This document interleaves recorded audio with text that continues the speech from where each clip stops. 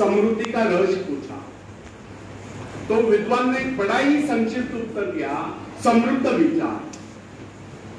कितने हैरानी की बात है कि इतने जटिल प्रश्न का इतना सरल उत्तर, और उत्तर जितना सरल उतना ही सुनिश्चित नहीं।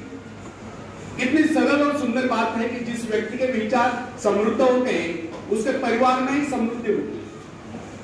अब एक छोटा सा सवाल हम यहां उठाते हैं, क्या आप अपने भाग्य को बदलना चाहते हैं? यदि हाँ, तो क्या सड़े गले और रूढ़िवादी विचारों के चलते आप अपने भाग्य को बदल सकते हैं? इसका सटीक और संक्षिप्त उत्तर है नहीं। यदि हमें अपने भाग्य को बदलना है, उसे जगाना है, उसे चमकाना है, तो सबसे पहले हमें अपने विचारों को बदलना होगा। विचारों में जागृति लानी होगी, विचारों को रोशन करना होगा, तब कहीं इस प्रयास में हम सफलता प्राप्त कर सकते हैं।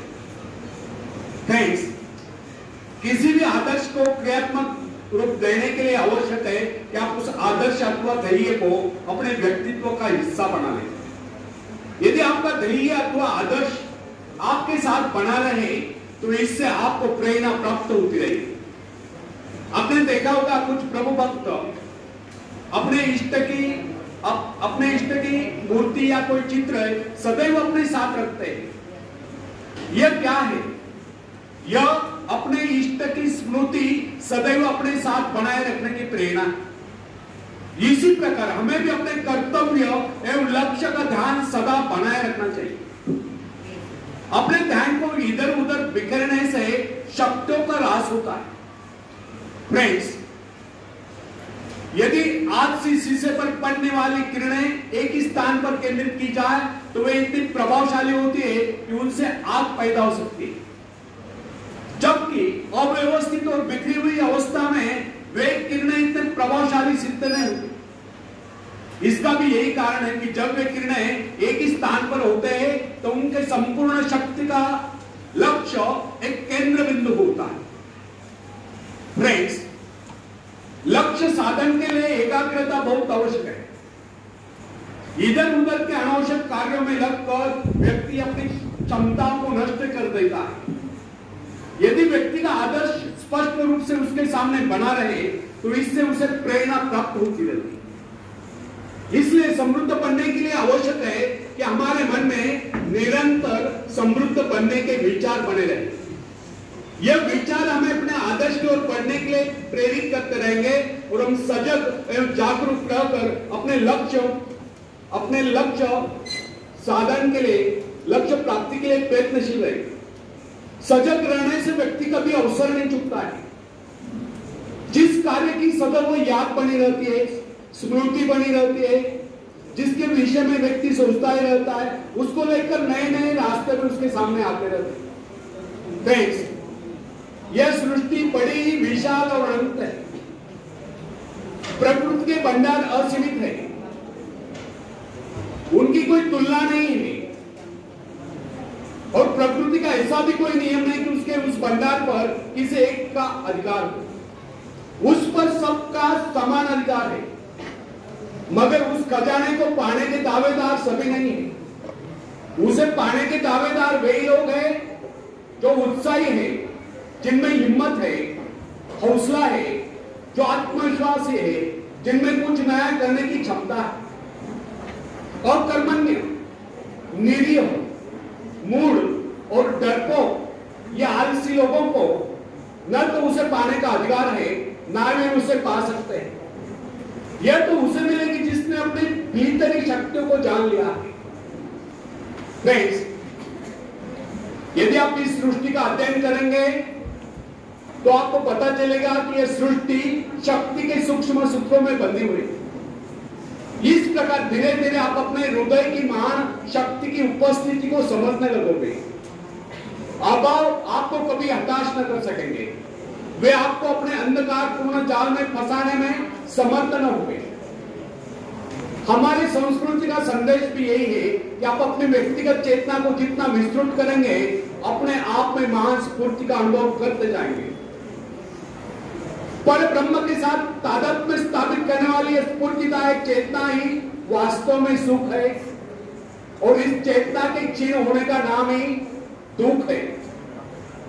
यदि सुख सृष्टि से एकाकार रूप होने से उत्पन्न होता है तो दुख सृष्टि से विच्छिन्न विलग होने से उत्पन्न होता है। फ्रेंड्स,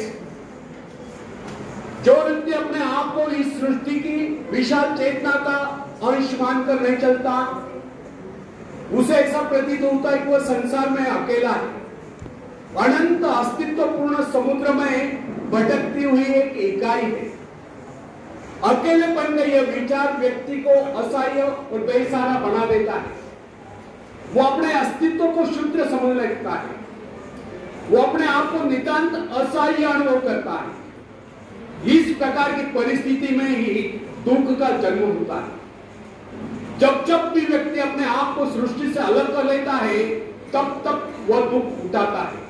वह स्वयं को अकेला महसूस करके भयभीत होता रहता है, और होगा भी क्यों नहीं।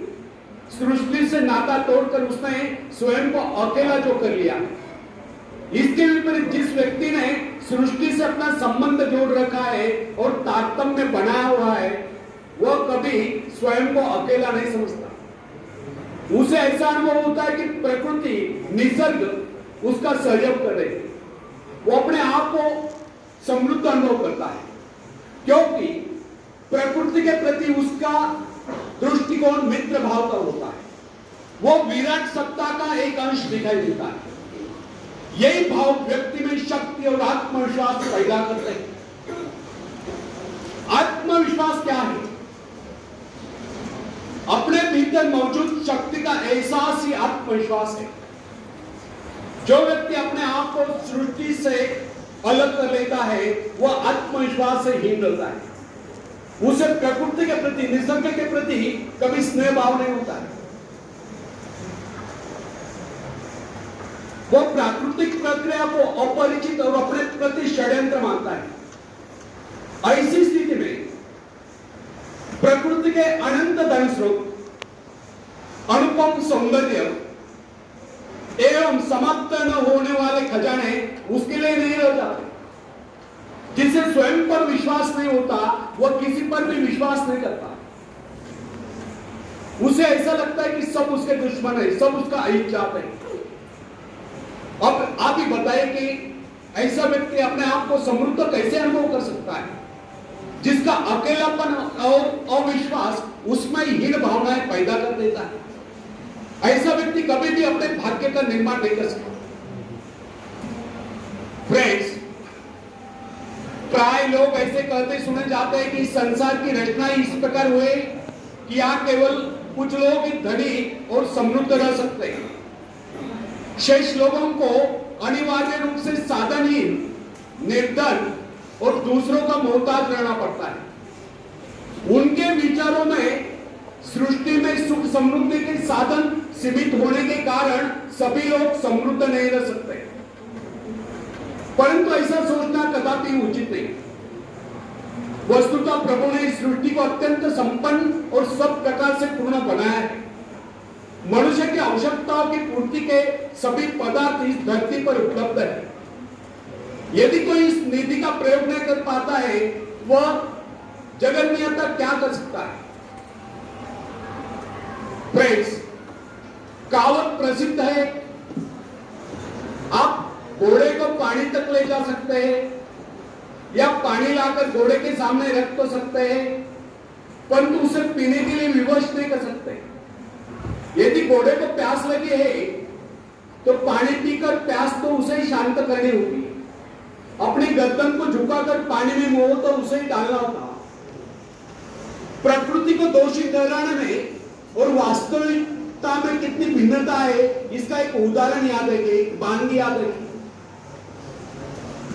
अन्न जीवन की सबसे आवश्यक वस्तु है। शरीर रूपी भट्टी के लिए वह ईंधन का काम करता है। संसार में निर्धनों की प्रमुख समस्या दो की रोटी है। कुछ लोगों का यह कहना है कि अन्न की कमी है, धरती उतनी उपजाऊ नहीं, खेती के लिए ऐसे साधन नहीं है, समय नहीं है। परंतु यह धारणा निर्मूल है, क्योंकि कृषि विशेषज्ञों का यह कहना है कि आज भी विश्व में बहुत सी भूमि बिना झुकी पड़ी है। यह भूमि अत्यधिक उपजाऊ है क्योंकि अभी तक इसमें खेती नहीं हुई है। इन कृषि विशेषज्ञों का कहना है कि अगर इस सारी भूमि का सही ढंग से उपयोग किया जाए तो अन्न की कुल उपज 1.5 गुना नहीं तो कम से कम 2 गुना नहीं तो कम से कम 1.5 गुना अवश्य हो जाएगी। फ्रेंड्स, व्यक्ति के जीवन की बात छोड़ी है, सभ्यता के इतिहास का अध्ययन करने पर आपको यह मालूम हो जाएगा कि प्राचीन काल में लोग अपने घरों को प्रकाशित करने के लिए चर्बी का प्रयोग किया करते थे। आप यह भी जानते होंगे कि यह चर्बी हवेल मछलियों के शरीर से निकाली जाती थी। एक दिन लोगों को ज्ञात हुआ कि हवेल मछलियों की कमी पड़ गई। ऐसी स्थिति में चर्बी का भयंकर संकट उपस्थित हो गया, परंतु आवश्यकता आविष्कार की चली। उसी के साथ साथ मिट्टी के तेल का भी आविष्कार हुआ। अब कुछ दिन पहले वैज्ञानिकों ने यह घोषित कर दिया कि मिट्टी के तेल की मात्रा भी सीमित है और इस बात की पूरी संभावना है कि कुछ वर्षों में मिट्टी के तेल के कुएं सूख जाएंगे। इससे लोग एक बार फिर चिंतित हो उठे क्योंकि उस काल में शक्ति का मुख्य साधन तेल ही था, जिससे कल कारखाने और अन्य अनेक प्रकार के वाहन चलते थे। लेकिन अगले क्षणों में वैज्ञानिकों ने इस प्रकार की घोषणा कर दी कि अणुशक्ति का प्रयोग प्रतिदिन की आवश्यकताएं पूरी करने के लिए किया जा सकता है। इसके साथ ही जल विद्युत का निरंतर बढ़ता हुआ प्रचार भी मानव की सभी आवश्यकताओं की पूर्ति करता रहेगा। आजकल तो सोलर एनर्जी पर बड़ा रिसर्च हो रहा है, पवन चक्कियों का इस्तेमाल बड़े पैमाने पे हो रहा है। इस प्रकार प्रकृति के अक्षय भंडारों और मनुष्य की चमत्कार पूर्ण आविष्कारक प्रवृत्ति के अनेक उदाहरण इस तथ्य की पुष्टि करते हैं। यदि व्यक्ति उत्साही और स्वावलंबी हो तो उसके लिए इस संसार में किसी चीज की कोई कमी नहीं। खोजने पर वह सब कुछ प्राप्त कर लेता है। इसीलिए कहा गया है, जिन्हें खोजा तिन्हें पाया। फ्रेंड्स, मनुष्य को भ्रम होता है कि उसने बहुत कुछ कर लिया, बहुत कुछ पा लिया है और अब प्रकृति के स्रोत खाली हो गए, किंतु यह उसकी भूल है। वो भ्रम में जी रहा है। वास्तविकता तो यह है कि मनुष्य ने अभी तक विश्व के एक अंश पर ही विजय प्राप्त की है। पता नहीं अभी तक पृथ्वी के गर्भ में कितने खजाने अछूते दबे पड़े हैं जिसकी हमें अभी भी तलाश है।